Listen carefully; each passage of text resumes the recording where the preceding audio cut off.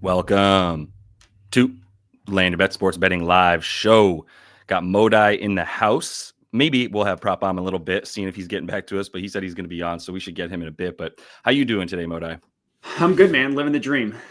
That's what I love to hear. If Modai says living the dream, we know everything is at least running smoothly. We have no fires to put out. So that's a good start, right? I mean, I say that almost every single time. Could mean anything. There's like it could mean like I'm on the edge of just death and despair. Yeah. And keep people on their toes. Yeah, no, that's smart. That's smart. All right. Well, we've got 5 games. So this is like your kind of slate, right? We were just talking about that earlier. That you're going to be looking at stuff like you get a little bit better when you only have a few games to look at, and you can get into stuff a little bit more in the nitty gritty, right? So like I hate the big slates. I can't stand them. Just even it out.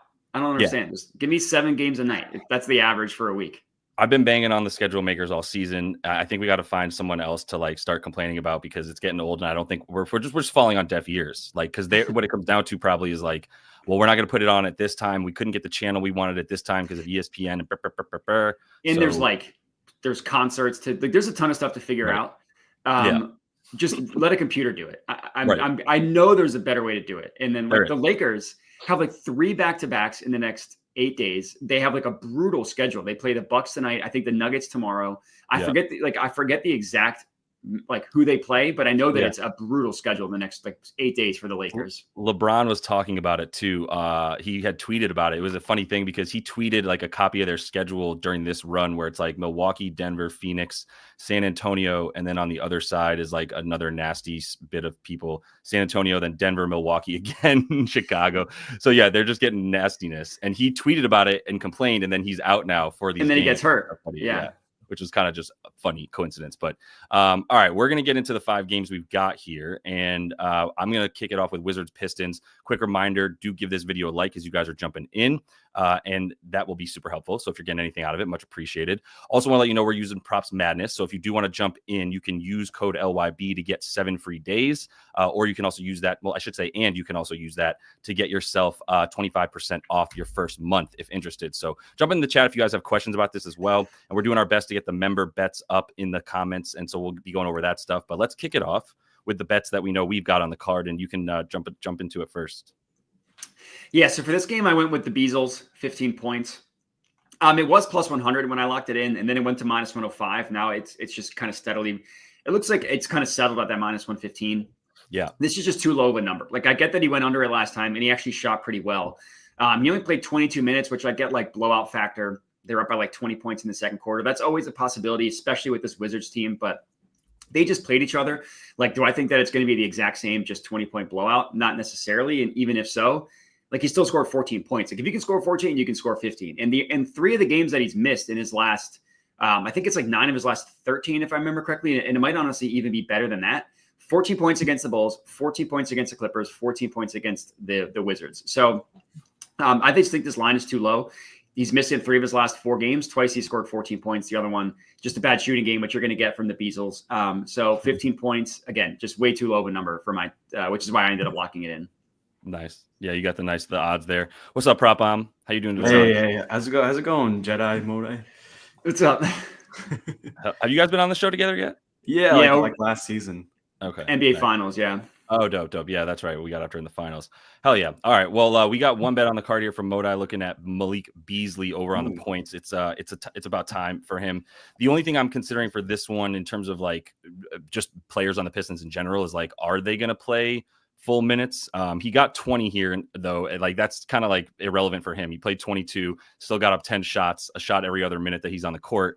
Just managed to basically miss a couple there. I think if he gets a couple more minutes, obviously he gets a couple more shots. So if he's at least at like 24, 25, where he's out in the season, that should be good for at least like 1 or 2 more attempts, which is what you're looking for from the Beasles, as he's now being called, which I appreciate. PB, how you doing, man? Do you have anything for this one? Happy to I'm doing great. Yeah, I actually kind of like this slate. I thought I would only have 1 prop. I ended up firing 2 before I came on the show. Excited to talk about them. Hell yeah. I have 1 prop in this game. It's gone now. I don't know if it's playable, but maybe you can take it live. It's Jalen Duren, over 11.5 rebounds. It's a system play I've pretty much taken every single time he's faced this team. 3 times. It was a 2-unit play for me the last time I took it. just really good hit rates. The time he had 10 rebounds, he had picked up 3 fouls in the second quarter. So he only played 18 minutes. Obviously, you don't really. Yeah, there it is. There's my guy, Professor T. The Wizards, it's just ever since All-Star break, they've been kind of bleeding rebounds to opposing centers. Most in the league by far, any team. It's just a matter of if he gets 24 minutes, and if he does, he should hit this line. Yeah. No, I'm with it. Nothing against that bet at all. I mean, now it's 12.5. For those who are going to ask, is this unplayable at 12.5 for you? I don't think there's any edge really. I would probably just wait to play it live. If he maybe takes him, 5 minutes to grab his first rebound. Yeah. And then maybe you can get even like a 9.5, 10. Yeah. I don't think you should take the 12.5 line. I think that's pretty fair, especially with some blowout, kind of factored in already. Yeah, makes sense for sure. Yeah. Cool. I have a couple of I guess I'll call them nasty boys, honestly, in this slate. The first one I'm looking at here, I went after Chris Middleton in a couple of different ways. So watch back some of the stuff from a couple of days ago. I think you still bank on him at like 24 minutes. That's basically just what he plays, anywhere from like 23 to 26. Sure. So just put him in at 24 minutes, not touching the points. I went with one over and one under for him. So I took an under on the dimes. I got this at minus 125, and that's still around on FanDuel for the minus 125 for him. The assists here for him, when I look at this with this team, I just kind of pulled up with Jordan Poole to make sure, because there's actually been like 3 or 4 games he played without Poole on this team.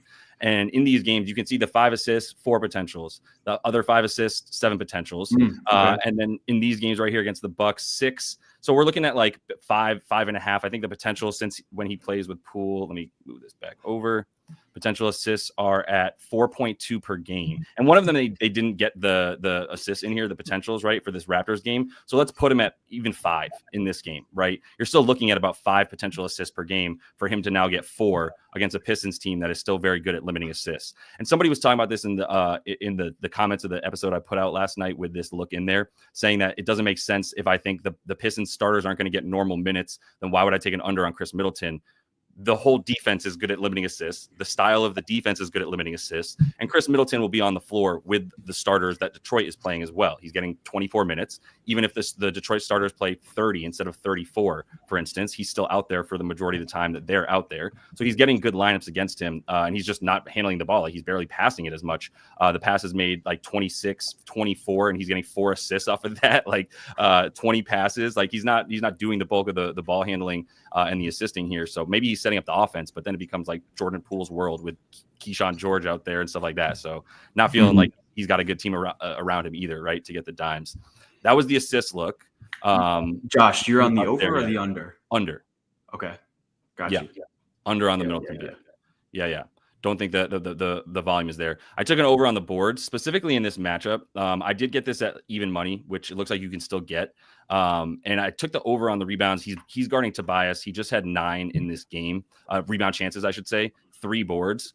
I'm going to bank on that being the outlier, and that he's going to come back with these boards because he's guarding Tobias. He's in prime position to be like in rebounding spots, right on the baseline, short wing, right, extended like elbow of the free throw line. That's where he lives. That's where Chris Middleton's going to be living on defense. So that's 25 minutes, 9 rebound chances. If he gets that again, I'm banking on him getting 4. So took the over here. It's really just like a system numbers kind of play here for a guy that should be getting 4. But yeah, I mean, like, how many times has he got 9 rebound chances and not gotten 4 boards? I can't imagine that's happened very often. So yeah, I like that. I like that one a lot. It's a really good call. Yeah. One thing I will say though, when you're just with, I guess if you're playing devil's advocate with the assists, I think replacing Bilal Coulibaly with Justin Champagnie adds a little bit more of shooting and maybe a little bit of a better scorer in the lineup. Yeah. So maybe that could somehow help Chris Middleton. And also, too, like, that game was a blowout. I'm assuming this game could also be a blowout. And could be, yeah. Middleton didn't play in the fourth quarter. So, but I don't think he's going to, right? Because he's still got 23 minutes. I think that's still what you pencil. I think he's going to play 25 at max. Yeah. Right. Yeah. So I don't think. But your point about this kind of shakeup here with Champagnie coming in makes sense. I have Champagnie on like Beasley or Tim Hardaway Jr. So yeah, if he's obviously, I was saying for the assists, for the rebounds, yeah. Right. Well, yeah, no, what I'm saying for the assist, like the way that this is still panning out is like Osar is on Jordan Poole, right? And so that's like the biggest deal to me. As long as like Beasley or THJ on Champagny, I think you're still like in a decent spot. But it's a minus defender for sure. I think Cade's obviously the guy that you'd look at to go off as a result of Koulibaly being out. But yeah, that's not the direction I went. So either way, let's take a quick look. I'm sorry, I had one more too. I did like something else in this game. This is a little bit of a weird nasty boy. I took an under on Jalen Duren assists at 2.5. Okay. I got even money on that as well. Plus 105 was still around when I got this. So yeah, plus 105 for the under. Yes, 3 is there's 2.6 on the season. We're at 2.5 here. He had the 2 potential assists in this last game, and I went back and looked at it. So it's 1 potential assist, 2, and then that's it this season. But if I'm looking at the matchup, Alex Sarr is guarding him, and so when I went and looked at a little bit of his like more of his field goal attempts, it's Alex Sarr guarding him everywhere. When he's up top, Alex Sarr is able to take away the dribble handoff, which is like all of Jalen Duren's assists is really on that dribble handoff up top, either off the screen or what have you. So that's why I think because he's not playing drop, or he's playing more of a stretch. Exactly. He's coming out. Like Alex Sarr is playing at the 3-point line on defense. He's not really a rim protector anyway. So what would be the point of keeping him down there, right? Like his versatility around the perimeter is how they're using him on defense. So I'm banking on that happening again and him having like a max of 3 potential assists against this team to get 3 dimes. So like I'm running that for plus money. But all right, cool. Let me see if there is anything in the show. Yeah, people keep bringing up Beef Stew, and I brought him up on my episode last night. Do either of you guys have an opinion on someone like Beef Stew because of the fact that like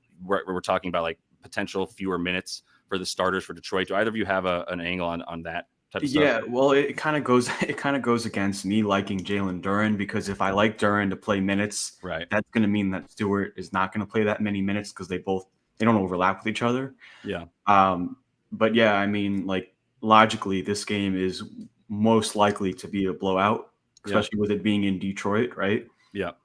So yeah, I think the angle I'd go is like over PRA, maybe if you really think he's going to play more minutes. Dude, this is a weird look that I was strongly considering, which is dimes for Stu.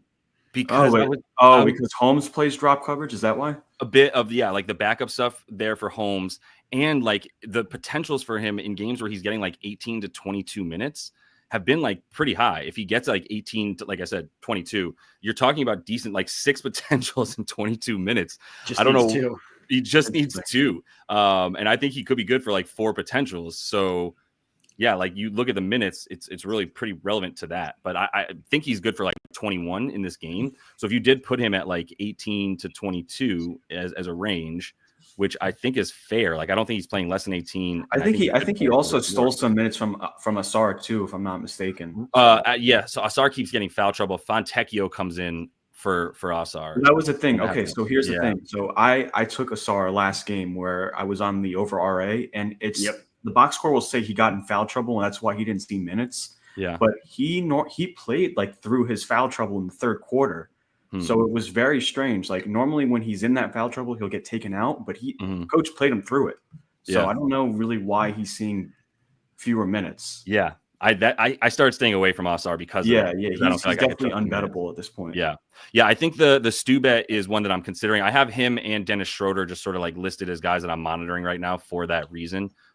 If there's anything that I can glean that gives me like an edge to think, there's fewer minutes coming for this guy, more minutes for that, then I'm going to lean in harder to the notion that there's the backups are who you take here for Detroit. But all right, I don't know if either of you have anything more. One more. Yeah, go ahead. This one's more so if anyone's listening wants to do have like a strategy for doing some live bets. Yeah, keep going with what you're saying. I'm just going to bring up a few comments just so people are like, sure. Yeah. So do your thing. Like, don't worry about reading it or anything. One thing that I've noticed in this Pistons rotation ever since Dennis Schroeder kind of came on the team is that he closes over Tim Hardaway Jr. in the fourth quarter. So this tells me that Tim Hardaway Jr. not only closes, but he doesn't even play in blowout time. So what I'm trying to say is I think if Tim Hardaway Jr. somehow has a good first half, take his live under, because he's not going to be seeing full minutes in the second half. Interesting. So like a live play on Tim Hardaway Jr. for the under, if you see things going right, like it could get too high and then you can get hit. Yeah, he doesn't close. He just doesn't close. Yeah, which makes total sense. Like I wouldn't be closing with him either. So there's a look here for like Rashawn Holmes as well. I'm not really touching much for the I don't really Wizards. I found a couple things, but I don't trust this team. So let's move to a game that has a much lower spread, although I'm not sure what it is with Luka still questionable as we get to Lakers game. What's up, Taft? He's going to play, right? We're all Luka's going to play. There's no way he's going to miss. I feel like he's questionable every game. Yeah, agreed. It's like, and the thing is, though, it is a back-to-back, you know. So it would kind of make sense to have him miss tomorrow if you're going to the mountains, right? Like you're going to the elevation against Denver. It doesn't seem to make much sense, but it does seem like the chatter, if you will, the scuttlebutt, if you will, is that he's going to play tonight. So if you have to kind of work with that in mind moving forward. But you want to kick it off here, Modi? Yeah, so I did go with Giannis points. I took him 30 plus. I got it, I think -108, like -111. I'd still take it. You might be able to get it back. Like some books I saw moved it down to 28.5. I guess that's not the case anymore. So yeah. -110, I'm good with. I haven't played Giannis a ton this year, but really I just like the matchup. The Lakers have surprisingly been really, really good without Anthony Davis at stopping guys scoring in the paint, but their restricted area stuff, which I like. I know this is a Pips thing that you have to take a little bit with a grain of salt because like the NBA is not always great about looking at RA versus points in the paint and like distinguishing the difference. But the biggest thing for me is like they're 17th on the year in terms of you see that in the restricted area. And then over the last 10 games, they're allowing like the 8th most field goal attempts. So they're still allowing the shots in the field goal, or excuse me, in the restricted area. The biggest thing for me is just transition. Giannis just gets the ball and runs. 10th most points per game in transition isn't the most amazing thing in the world, but it's bottom 10. That's like kind of my cutoff when I consider something a good matchup. And then the ISO thing with Giannis is interesting too, because he's taking like a career high mid-range. Not that the Lakers are a big mid-range team, but like they'll just let Giannis ISO, as you can see, the 6th most points per game via isolation. And if you look at him, Giannis against teams, but either the bottom half in the bottom 10 in terms of his play type, which is transition, like the hit rate's really good. Like if you look at the games where he's gone under, you see that stretch where he missed it in 5 straight. A lot of them were low. So like teams in the bottom 10, that hit rate is until I filter it. Yeah. Yeah. And even better with Damian Lillard, even better with Dame. It's 10 of 13 games against teams in the bottom 10 in transition. So I was debating the first quarter with Giannis, but ever since he had that calf thing, he hasn't played the full quarter, which he used to. Like if you look at his minutes, look at the entire year. Like you see like a clear 12. And then since he came back from that calf injury, they're maxing him out at like 10. So even though he's like right around here. Yeah. And I mean, I get like his hit rate is pretty good. Obviously, he's hit it 4 of his last 5, minutes, but the minutes thing is what's scary. So I went with the full game instead of the first quarter, but I don't think that like first quarter is a terrible look because he's still playing like mid 30 minutes. Like his minutes now are back to what they were before, like 34, 36. So yeah. I didn't see much of what happened in this game a couple of days ago with why he only shot 14 times. Well, they only had 3 fast break points. The Pacers, they only allowed 3 fast break points, which is like way low, it's lowest ever. And him and Dame only took 3 shots in the fourth quarter. Wow, it didn't combine. And one of the shots was like last second heave to try to win the game.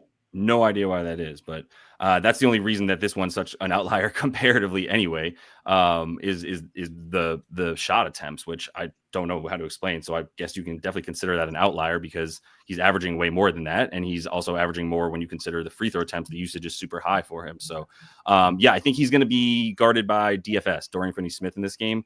It's going to be a problem. And the backup to Dorian Finney-Smith at the rim is going to be Jared Vanderbilt. Or Alex Len, which is even better. I think Vanderbilt starts, actually. I don't know.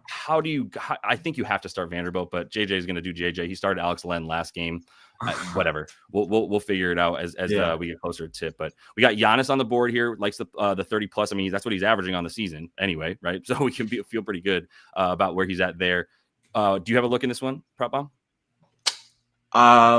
No, I don't really have anything in this game. I have 2 plays on the other games. I guess like the only lean I had for this game was Brook Lopez over 11.5 points. Oh, somewhere you just highlighted. I was just pulling this up just to start. Yeah, that was it. That was. But that was great. It comes down to, I mean, like who covers him like on the Lakers? Brolo, yeah, like Vanderbilt or Alex Len, and he could stretch them out or he could overpower them. So I mean, I don't know. I think 11.5 points was pretty solid. Yeah, I do. I love Brolo. I mean, what are the boards at for him too? Are they 4 or 5? Yeah, 5.5 plus money. I'm out. Whenever you give me 4.5 anywhere, like -125 or better in a matchup that I think he's going to be able to board up, then I'm going to take it. But I didn't go with him yet in this one. I took a couple other potentially weird ones. Let's just the less weird ones are on the Lake show here. I'm banking on Luka being in, and I really wanted to wait to bet on Reeves's RA because I think it is going to go down to 10.5. And I do think you're going to be able to get that here. 11.5. Yeah, I like the 10.5 number. Because Luka's going to get ruled in. But I mean, without LeBron, like even if he is second fiddle in this game and it moves at a pretty decent pace because the Bucks are playing like the 5th fastest in the league in the last 10. Obviously, this last game here without LeBron, 14 rebound chances, 15 potential assists. Not the most useful data, but let's just take LeBron out for the season and see what Reeves does. And it's not bad either in terms of the rebounds and assists. And I do understand Luka dominating the ball. But when I look at, like, if I just go to assists, for instance, for a minute and look at the last game here, the 15 potentials, 49 passes made. Like, he actually came out for a bit because he was shooting so poorly in that Nets game. It was pretty brutal, which I know because I took an over. What was I thinking? Taking a spot up shooter against the Nets, obviously, just went cold. But so yeah, I like the RA combined. I ended up hitting that as a pretty straightforward bet. I was 9.5 when it opened. It was just wrong. It might go back to 9.5 if Luka's ruled in. So for those of you who have the patience to wait for this bet, you're going to get a bump if you believe, like we all seem to believe, that Luka's playing tonight. Then you're going to get a nice bump, and you can go downwards, and you can go over it if you want. That's the first one. The other one that I'm going to buy into, I think Gabe Vincent still starts. We've seen him sort of play that in that spot without LeBron as the starter, and prefer to have another like atop the break defender. Yeah, he needs to start. Right, that's where LeBron was defending the most, was above the break, and so we're going to see, because they're hiding Luka down low, so he's going to get another Luka rebounds. Is probably still a pretty good play for that reason. He's still going to be playing like on the baseline the way the Mavs hit him, but Vincent's playing up top, and he is not like.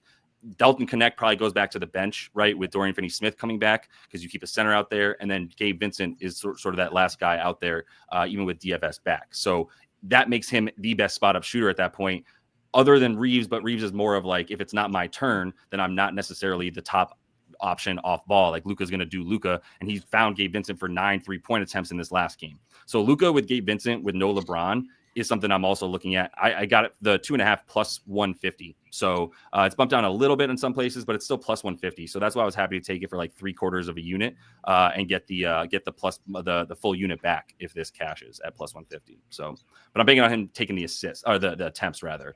So that's where I'm at with Vincent. And I was just kind of listening. Yeah, no, Josh, I was listening to how you were talking about Gabe Vincent and how he's going to be more so on the top of the key. Does that mean he's going to be really looking to grab rebounds, or is he going to be more so looking to just defend the point of attack? Yeah, definitely a great point, because I think it's him and Dame one on like. Yeah, I'm thinking the under 2.5. Look at that. I mean, he had 0 rebounds and how many? Yeah. Yeah, for sure. I think so. Yeah, this got nuked, but yeah, 2.5 boards for somebody like Gabe Vincent in the situation where he's going to be up top guarding Dame the whole game is definitely a good look. This is why I have an under on my final play in this game so far, which is Kuzma. I took an under on his rebounds at 6.5. Wow, that got nuked. That's good. Good for you. Yeah, I guess I'm getting value. I've kind of been a big fan of getting negative closing line value these days. It seems to work better. It happened with me with Luka the other day, where I took him for 10 plus boards and it just got like, or assists, and then it got skyrocketed, nuked, and then it still hit, right? Like whatever. But anyway, I took under on the boards for even money on MGM. It's still minus 110 on MGM. So some places still have it at like a reasonable number. But the key here is like he's guarding Reeves, right? So when he's on the starting lineup, you're going to have Prince on Luka. You're going to have Kuzma on Reeves. These are the games with Giannis this season. Some decent rebounding games, but like still looking at like 11. If he's getting 11 rebound chances, I'm still not taking him to get those boards in this matchup against the Lake Show, who have been a much better rebounding team than they were earlier in the season. So yeah, I think you see the most recent chances. I also have the inclination that he could be seeing at max of like 30-31 minutes, even though he has some big like 34-36 minute games in here. They've kind of been just dwindling his minutes here and there at times where like it doesn't seem like they trust him quite as much down the stretch, which I wouldn't either. It seems like Chris Middleton would have been a good fill in there, but they don't have him anymore. So I guess we're going with Kuzma. Like we just made ourselves dumber as an offense, but that's why he's not seeing as much time. So put him at max like 30-31 minutes, and I'm good with the under here. It was the even money play too. It was really just like this is an EV play over time, so I'm going to hit it in a good spot with the matchup. But anything else from you fellas? Obviously, comment on the whole diatribe I just gave, or whatever you want. Yeah, I do. Oh, go for it. I do another play that I did lock in this game. Okay, cool. I took Luka first quarter on the points. I took the over. It was 8.5 at like minus 114, minus 115. He missed it last game, the first game that he's played without Bron on the Lakers. He took 9 shots. And that's like the Nets are just a frenetic defense they literally are number one in terms of fewest points per game allowed to the pick and roll ball handler. The Nets are literally number one. That's not the Bucks. That's not how Doc Rivers plays the Nets. My bad. No, you're good. You're good. Like literally, and he took 9 shots. Like if you're telling me he's going to take 9 shots, I'll gladly take for him to also score 9 points. 0 for 2 from 3. Like I get that his shooting really has been really inefficient. Honestly, this entire year, like hasn't really. It's like been starting in the playoffs last year. But so that game, like he started with the Lakers. That game February 10th against the Jazz. The first 3 games he played like 7 minutes in the first quarter. You take those 3 games out and his average is up to 10, which is like what we're going to see between 9 and 10 moving forward. Yeah. It's 6 of 9 games, which is a very nice number. Missed it in 2 straight, which everybody knows that I love because you get the positive regression just naturally baked in. And then for whatever reason, the Celtics just have him in a stranglehold. Like they just like, they're his daddy. Like he just cannot perform against the Celtics. And then the last game, again, 9 shots and against the defense that just aggressively tries to not let you score. And that's why he had so many assists, and him and Austin Reeves like annihilated their potential assists. So, right. You want the over? So what'd you say? He said the over, right? Yeah, exactly. Yeah, exactly. They both did. And then also like his point prop has kind of like, it started at like 29.5. Now it's up to 31.5. Yeah. He in his first quarter really hasn't changed. So I would much rather hit the first quarter. Also, you can see the hit that not like, I'm not really like a hit rate better type of guy, but if you just look at the first quarter versus the full game, it's like, it's 3 of 9 versus 6 of 9. Yeah. So yeah, I took him on the first quarter. I dig it. Yeah. Did you look at Luka at all in any way, Pop Bomb? Nothing for me on Luka. I do have 2 other plays that I think could be kind of sneaky. In this one? Yeah. I think Jared Vanderbilt to hit a 3. Even odds right now, just to hit a 3. I think what's going to happen is Giannis is probably going to sag off of him, and they're going to want to test Giannis. I think he's going to be left open. I mean, you saw he hit a 3 last time, only 1 attempt. Mm-hmm. It's something that he's said in post. I listened to watch all the games, and he said it like he's working on that corner 3 shot for Luka whenever like he's kind of in trouble to pass out. I could see a scenario like where I said like where Giannis is just off of him and he just leaves him open. Yeah. So no really hit rate thing you can go off of for this one. It's more so just like what he's been saying in interviews. Yeah. I think that can be kind of fun. And then what was one I liked? Oh, I agreed with you on the Kuzma angle. I was listening to the ETR show this morning, and they were talking about how nice. Gary Trent is more so of a guy that would be of a better mold in this game than Kuzma. Right. That's what I was listening to as well, is that Gary Trent down the stretch also has taken some minutes from Kuzma as well, which would be, that just kind of helped put me over the top of an even money bet for under on the boards. Yeah. So the under PR, under rebounds for Kuzma, if he's going to lose those minutes in closing time. Yeah, they definitely, I think, priced in the points already, or maybe like the ETR guys hit the under on that or something with using it, because that will push those lines down too, for sure. Cool. Yeah. Sure. What's supposed to be going through, we see some Giannis plays here. Yeah. Let's at least bring up Dalton. We got a couple people like Julian and Joseph talking about the look here for Dalton Connect. So I also considered him. I don't think he's going to start this game like he did last game. And what he played like 36 minutes or something last game. He was also like on fire. Yeah. 41 minutes, 41 minutes in the starting lineup. I considered him 13.5. We get a little crazy. I think it was like 11.5 last game, and then he goes off a bit. People might think he's still starting. It's not him. It's Dalton. It's Gabe Vincent that's going to be in that other spot, and then DFS takes his place. So, any thoughts on this guy on any of his stuff? I seem to be good when it comes to nailing the connect games. I mean, this could be okay. I think the Bucks lately since All-Star break have been pretty solid with defending the catch and shoot. Right. That number, I mean, if you look at how they've been since All-Star break, they've been a lot better with even better. Yeah. I mean, they're already 10th best, but they don't give up assists and stuff like that for a reason. Yeah. Pretty good push defense. I don't really know. I don't really have an edge on that. Did you look at him, Modai? No, I mean, right off the bat, when I see an outlier game like that, I immediately just want to hit the under the next game. Yeah. That's just, especially 41 minutes outlier, 18 shots. I mean, it's not like he shot that well. So he could still hit, you could also expect the opposite side of positive regression, but I mean, to me, I don't think that there's really an edge there. I think that you couldn't even really use the negative regression because it's volume. Even if it would just be, does he keep this pace of efficiency, but the volume just drops because he ain't seen 41 minutes, like we said. Yeah, exactly. Yeah, right. Exactly. So yeah, I would not be going over on 13.5 points for Dalton. I don't know. Like, let's say we even give him like a really nice minute count here. Let's say we give him like 28 to 34 even. I guess that does get a little bit better.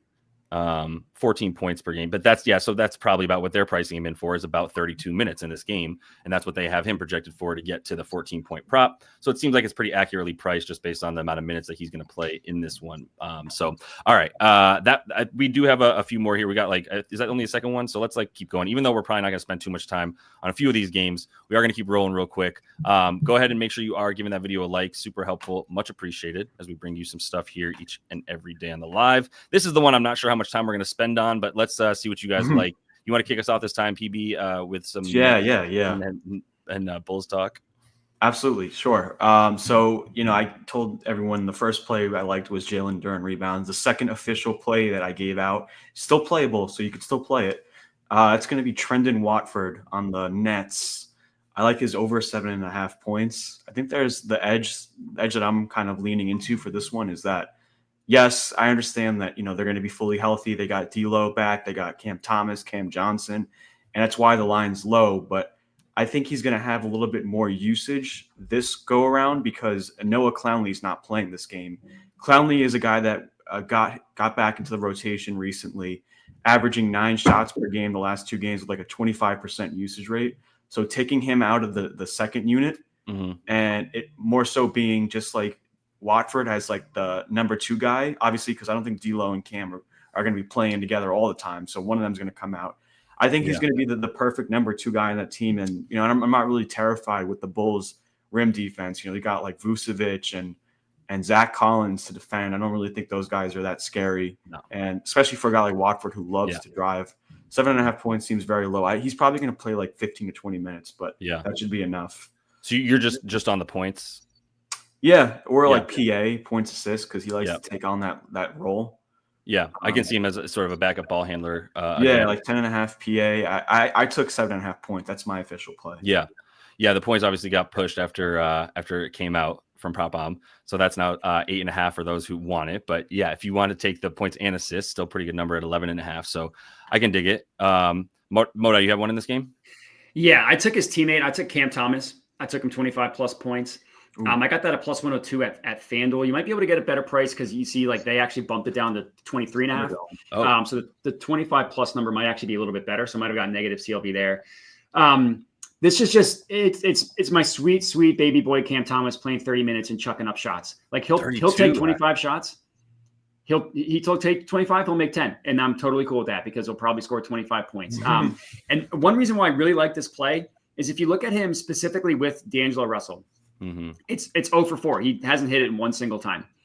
The shot attempts, with D'Lo, because D'Lo's in tonight.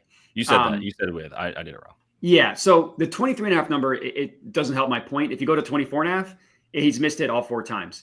But twice he scored 24. So like if you could score 24 points, you can score 25. And if you look at the volume, 18 shots in all 4 games. And I don't really think like he's not a high percentage shooter, but if you look at this season, when he's taken 18 shots, those are the only 4 games he hasn't scored 25 or more points. Literally, those are the only 4. And like in my head, I'm like, yeah, he's already. We know he's not going to shoot well, but every other time he's taken 18 shots, he scored 25 points. So you're telling me like he's going to shoot significantly worse without D'Lo? Like I don't really think there's any logic. Like I don't really think that there's any logic to that. I just think that he happened to shoot poorly in those 4 games. And I'm betting that's not going to happen game over game. It's a really this is a really good pick and roll defense against the Dubs, just for starters. I don't believe the Hornets are giving up much on the pick and roll either. This is one of the worst, if not the worst, other than the Knicks. So like, yeah, you're in a good spot here. Exactly. And that was the next point I was right about to make. It's a very soft matchup. The 3rd most points per game to pick and roll ball handlers, I'm pretty sure. If the props madness, 10 of 15 guys have hit their over. And I like the fact that like James Harden, that like 2 of them since the All-Star break, that Sixers game doesn't count. The Sixers are down by 50 in the 3rd quarter of that game. You can't take anything meaningful from that. But like James Harden put up 30 against them, 3rd most pick and roll ball handler, 4th most of the dribble handoff, and even like the other stuff, free throws below average, spot up below average. And Cam Thomas, like some of these tanking teams you have to be worried about. he's going to get his. He won't be taken out in the second half. He'll put up 20 plus shots and will have a very inefficient 25 points. Yeah. I think the biggest fear that I have for your bet is what the Raptors did with Jamal Shed. Is like one of the, because of how bad the Bulls are, and the Bulls aren't playing Giddey or Alonzo anymore. Are they going to pull some shenanigans? I don't think so. It's just there's nobody out for the Nets. They're playing everybody, and they should still have like a normal like 9-ish man rotation, especially with Clowney out. Cam's going to be one of like 3 guards that are like off ball that he can do his thing. So if they decide, but other thing, if he plays 24, like some of these games with all those shots, like 25 minutes, he's still taking 18 to 22 shots. It's crazy. Yeah, exactly. So I don't have any fear ever. The only fear is taking it under for Cam Thomas. What else? Well, no, I think Jamal Shed's actually good and helps to winning. I don't think the same about Cam Thomas. Okay, like, sure, he gets buckets, but I don't think that helps. It's like, why do you think the Sixers play Andre Drummond so much? Because he helps them actively lose. Yeah, I know. We get into the weird subjective here because I was saying the same thing about Quentin Grimes. I was like, are we sure they're not playing Quentin Grimes as much as they want because they don't think he's good? He just happens to be better than Justin Edwards and Jeff Downton the fourth or whatever. So it's just a weird time, man. Taking all that into account, if you get the normal, even if you get 28 minutes from Cam Thomas, anything 25 points should be about where. That's a good one. Yeah, I'm with you on this. I would have maybe wanted to tackle on maybe the assists. I think he's also been kind of passing a lot lately too. Got the ball in his hands a lot. He does. The fear would be D'Lo, right? That's the thing. Look at him with D'Lo. Everything's down. If his potentials, if I remember correctly. Is that what it is? He's got 2 big games with D'Lo. This is with D'Lo, so 4. Actually, that's better than I thought. Yeah, it's better than I thought. Potential. I'd be looking at the March games, not the January games, but yeah, he's averaging 7 with D'Lo versus 6 without, but mostly because like maybe he feels comfortable passing to D'Lo, but most of the stuff on the season is without D'Lo, so it's not super relevant, but it's probably not as impacted by D'Lo as we thought. Like what Modi and I were saying. No, that's better. That's better than I thought. Still really high, like 9, 12, even 7. In that one game that has 0 potential, it's like they don't have tracking data for March 8th, so that's like across the NBA that's tracked as a 0. So it just sucks. Right. Yeah, it's the bane of my existence. Yeah. Anything else from you guys in this one? I don't believe I had anything else. I have another one I kind of like. Go ahead, on the Bulls side this time. I faded his under PRA the last game. I kind of want to go the other way this time. Take the over PRA. Patrick Williams, 10.5 PRA. Like really? Is that really what he's at? PRA. Yeah, 11.5. Oh, well, it was minus 120. I mean, 11.5 even money. It's like, what are we doing here? I mean, how many minutes do we think he's going to? He got 13, 18, and 20. That's the only thing. I mean, that was his first game back. I'm assuming he probably plays like 4 or 5 minutes than last time. And no Giddey. Yeah, and no Giddey. Maybe like the over rebounds could be his play. I don't know. Yeah. I feel you. I'm a little bit scared of this Bulls lineup. Like I have a couple looks on them as well. Especially but I have questions. Like Vooch played 24 minutes. Is his cap gone? They said he was on a cap last game. Yeah, I'd be worried about Vooch. I know a lot of people are probably thinking he's going to start, and that's going to mean that he plays starter minutes. Probably. I wouldn't be so sure about that. You know. Right.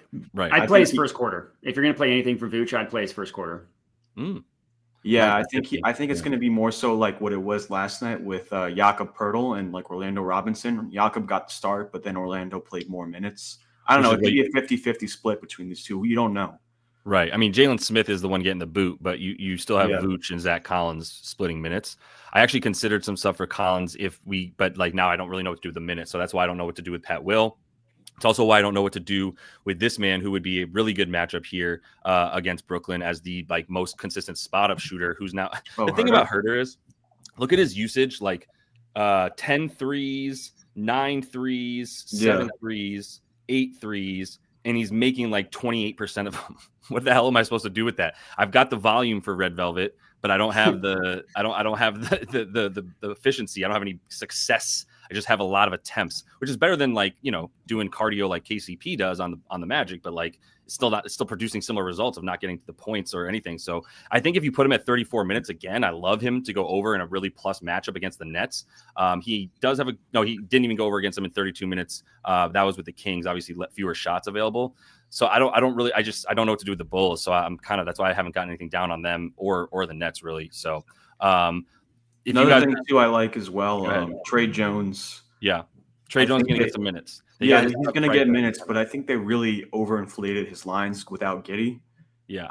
What was the assist line? I thought it was 7.5. Somebody. Yeah, I wanted to take the under on that. I thought that was kind of too high. What's the rebounds and assists? Rebounds are 4.5. Wow. No, rebounds and assists. Yeah, I kind of like the under RA. I think it's a little too inflated. Wow, that is. He does have some double-digit rebound chances, but this is without Vooch too. Mm-hmm. So Vooch is going to gobble up a lot of these rebounds. I think he's a really good look on the under on the boards alone. Even it's minus 150 now. That's crazy. 4.5 for that little guy. Yeah, and that's what I'm saying. But it's when he's playing without Vooch. You can see him with Vooch. Look at these numbers.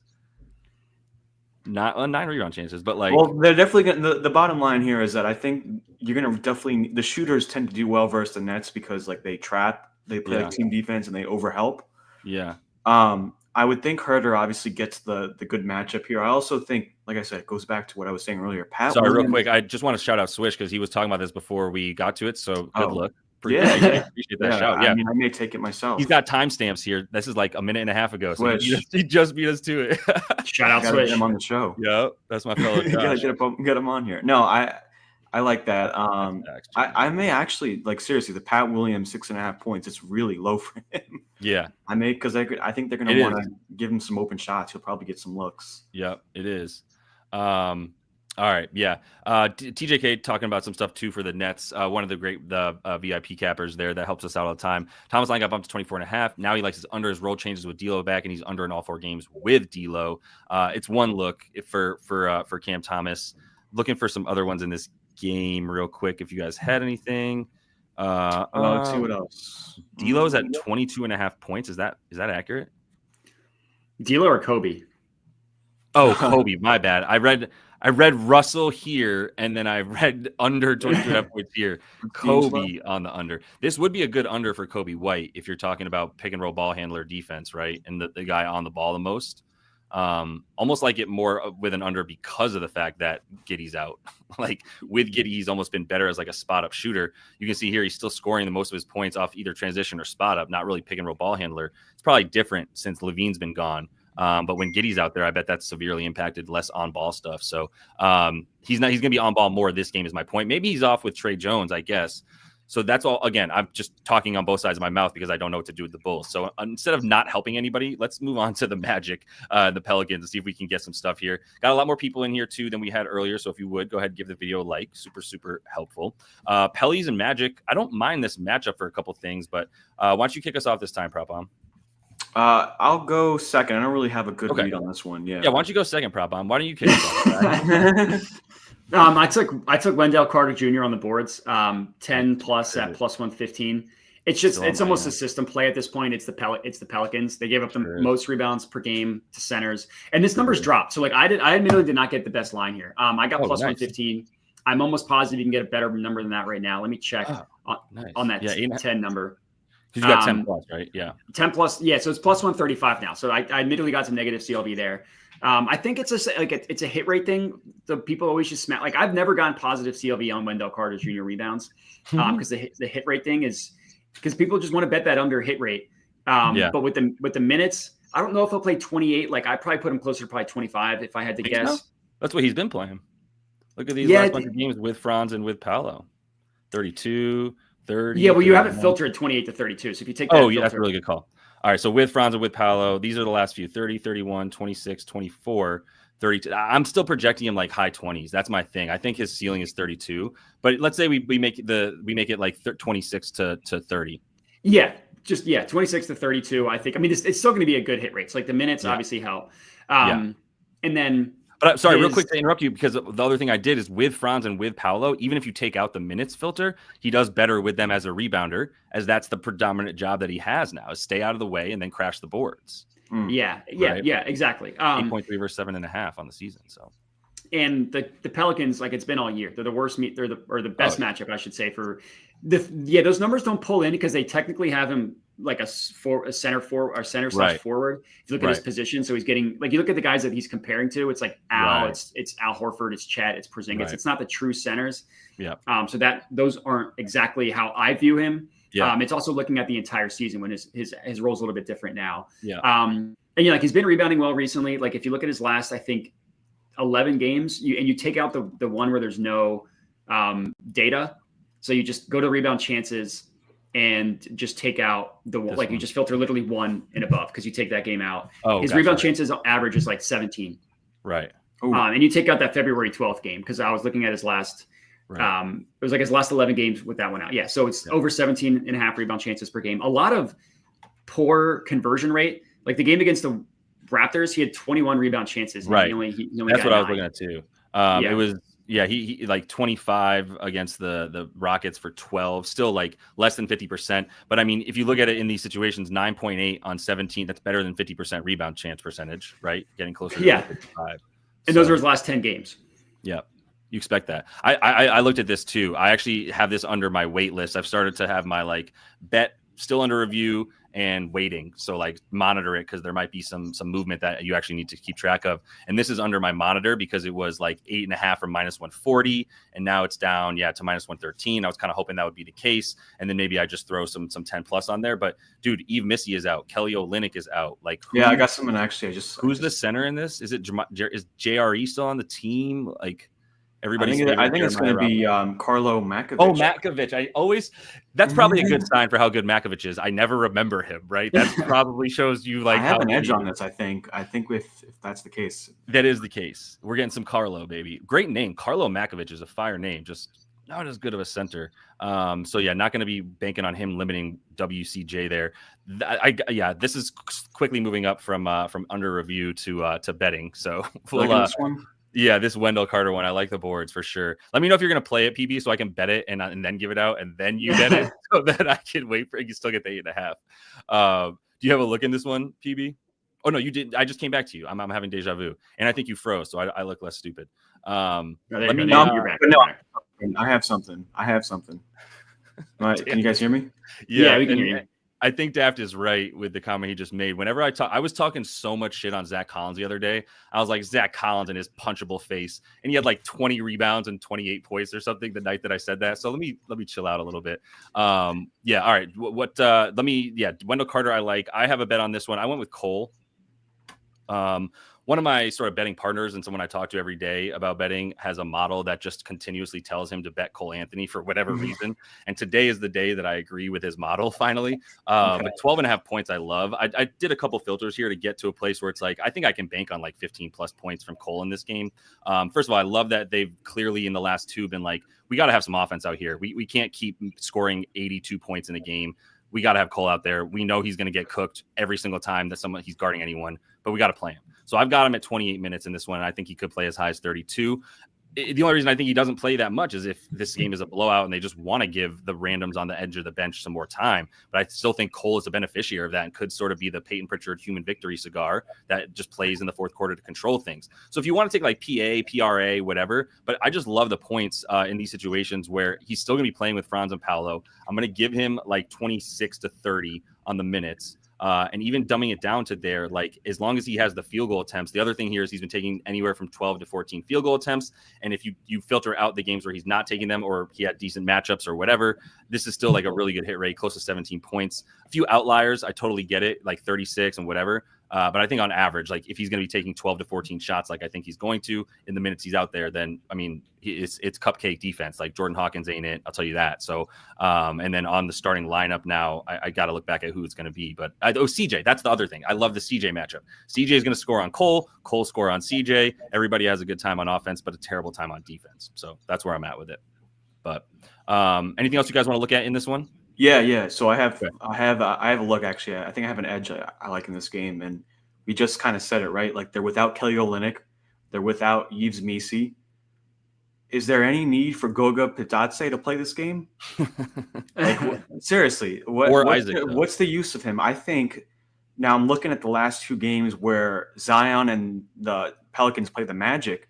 Isaac saw some like minutes bumps having to guard him on drives. Right. And I think that's impacting Goga from check out the minutes the last two games last season where he's played the Pelicans. He's played some big minutes. Isaac. Are you talking Goga or are you talking Isaac? Look at Isaac and then look at Goga. Like Goga played 5 minutes that last game. I don't think there's going to be any need for him this game. Yeah, I agree. The only thing is that the Pelicans have, because of Zion, have now started dominating the rim on offense. So it would be to make sure you have like rim protection on offense or on defense rather for the Magic. That would be the reason for so you wouldn't take the under on that? Okay. I don't know for sure. That would be a stay away from me at 4.5. Although 4.5 would be the good number for the points. I don't really have a projection on his minutes. I guess if you have him at like 8 minutes again or like 10 minutes, you could probably get there with a lack of shots and everything. Yeah, but if you look at Jonathan Isaac though, his last two games, he played 16 and 22 minutes. You mean against this team last year? Yeah. Because he has one this year too. Zion playing. I think there could be an edge here on taking Isaac's overs. Interesting. Yeah. If they're going to need him to guard Zion, right? Yeah, I can see it. If you prefer the over for Isaac, I mean, I'm scared taking an under for anybody down low against the Pellies right now. But I do think you need somebody to guard the rim against them. That's my own. Yeah, that's just what I think is a little bit more minutes for Isaac and then a little bit less minutes for Goga. Could be, yeah. All right, let's close it out because I do need to roll as well. And let's get to just some Kings and so we've got something for Jonathan Kuminga, or as Daff refers to him. The Kings and Dubs are going to be at Golden State. We're going to see Kuminga back. I don't have a bet in this game, but happy to see if you guys have anything you like. If you want to kick it off, Modi. I don't have an official bet, so if you have one, prop bomb, go ahead. Yeah. This is my third official bet. Fortunately, the line's gone now, but I'm sure I'll be happy to talk about it. It's Jake LaRavia. This is my most profitable player in the entire NBA. Hold on, sorry about that. I am like knock on wood, I am 6-1 when I take his props. Yeah. I like his under this game, under 11.5 PRA, even 10.5 is fine with me. He's just going to go back to his role that he was seeing before where Malik Monk was in the lineup and healthy. That's the only reason why he was playing more minutes is because like they needed some guy. I mean, you could see when Monk's in the lineup and that game where he had 14 PRA, that was a blowout and he played all 12 minutes in the fourth quarter. Yeah. So I think realistically here, he probably plays off the bench like 13 to like 18 minutes. Yeah. And also, too, like, ETR was talking about it. They also have Devin Carter, who's in the rotation, Trey Lyles. So they got some guys in there. And it's just. Yeah. I think Trey Lyles might be out, but everybody else, yeah. Also waiting on the Domas news. I don't know if that impacts. I saw in the comments someone said he was out, but I don't know if that was real or not. Yeah, I'm not sure if that's official or not. I'll let David verify if he has anything on Domas, but I don't have anything on him being officially out or in yet. I do not have anything official. Okay. Yeah. We don't the only thing that the most recent lineup alerts is with the Bulls. Patrick Williams limited to 24 minutes. Vooch limited to 28 to 30 minutes. Yeah. It's too tough to kind of project that stuff. But all right. Well, I'll just take a quick gander here. We've got if anything tickles your fancy, let me know. We've got stuff for Steph. It could be points or assists. If anybody has anything, shout it out. Moody, 3-pointers. The only thing I looked at in this game, but I didn't bet, is the over on Keegan Murray points. It's a good matchup, which is really like the only reason why I consider it. It's the spot up guys against the Warriors. Yeah. Keegan Murray's been really disappointing this year. Like his over under 12.5, you never would have gotten last year. So you can't really think of like what you think of Keegan Murray and then put that into the play. But if you just look at him in the plus matchups, he's been pretty good. Like just the teams that are bottom guarding spot up shooters. Those are the ones that he does well in. Yeah. Well enough. 10 of 18 games, 12.5 points, like right on his average.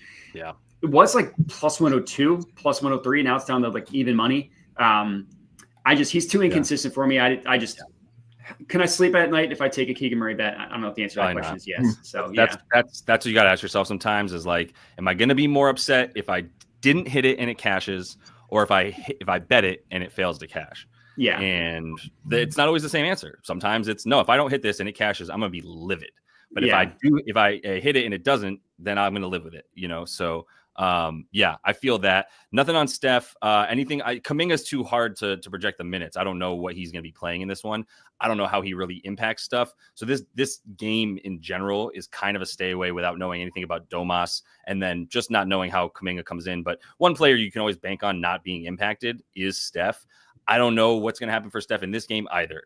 He hasn't played a real game against his team this season. 30-point blowout, bad shooting night, but only shot 11 times. Like Keon Ellis was playing one time and then he wasn't. So it's like I don't have much to work with this one. But all right, if either of you don't have anything else, I have a look at Alina. Like you had a look on your face that told me you did. So that's why I want to make sure we got to it. Yeah, I kind of like Draymond Green under. Points? 6.5 rebounds. I like under on the points. You can talk to me about the rebounds too. If you look at the last season, that had a perfect hit rate against the Kings in the playoffs. That was kind of interesting to me. And the regular season. Yeah, and he had 8 the last time, but I think like adding Jonathan Kuminga in there, and then also too, like they're going to maybe be a little bit more Kevon Looney minutes if Sabonis is going to be playing or not. I think there's going to be a lot of guys that are going to be looking to steal some rebounds from Draymond. And I'm just not banking on Sabonis playing very much. That's what would scare me. Yeah, that's what Hammy's scary. Hammy. Yep. Yeah. Himmler. Himmler. Yeah, the hammy, yeah. If that's what it is, right? It was strained, so yeah, that's. Oh, I thought you were saying Himmy, like Jimmy Butler. No, his hammy. The hammy injury is scary. Yeah, hamstring. The Jimmy Butler impact doesn't really bother me too much on the boards for Draymond. I think the assists for both these guys are they're both eating into each other's dimes too, like a bajillion potentials for both these guys in each of their last like 4 games.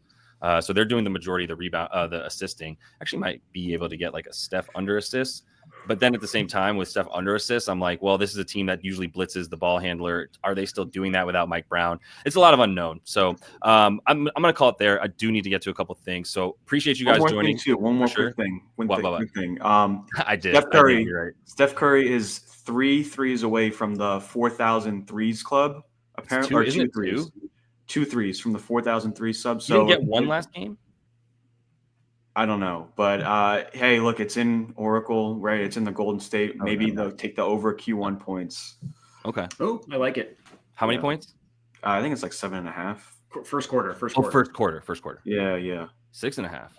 6.5. Oh. Okay. Yeah, I mean that's a pretty good hit rate at home. Yeah, he just needs to like hit the 2 threes and then also like get another bucket. All, but obviously very possible, Steph. I love the angle. Thanks for bringing that up on the show before we left, which is the Curry. I forgot to bring that up. I listened to Bay Area radio at times, and I still didn't remember to think about that. So good call there. Take advantage. Steph Curry's going to hit 2 threes tonight, but the best way to take advantage of that, which seems obvious that's going to happen, is to get that look there in the first quarter. So appreciate that from both you guys too. We are going to be back tomorrow. Might have some changes to the show soon, but going to be back tomorrow, same time, 5:30 p.m. Eastern. So hope to see you guys there. Definitely make sure to check out Prop Bomb on Twitter at Prop Bomb. Got Jedi Modai on Twitter as well at Jedi Modai. Plus, you've got the YouTube channel there to check that out at Jedi Modai. Putting out a video, I imagine, again tomorrow morning for the NBA. So we got plenty of stuff on deck for you guys. I'll have my episode up probably tonight. We'll see. We got a lot of games tomorrow, so I'll see what I can get to. But either way, we'll be back tomorrow. And until we see you then, happy betting. Peace.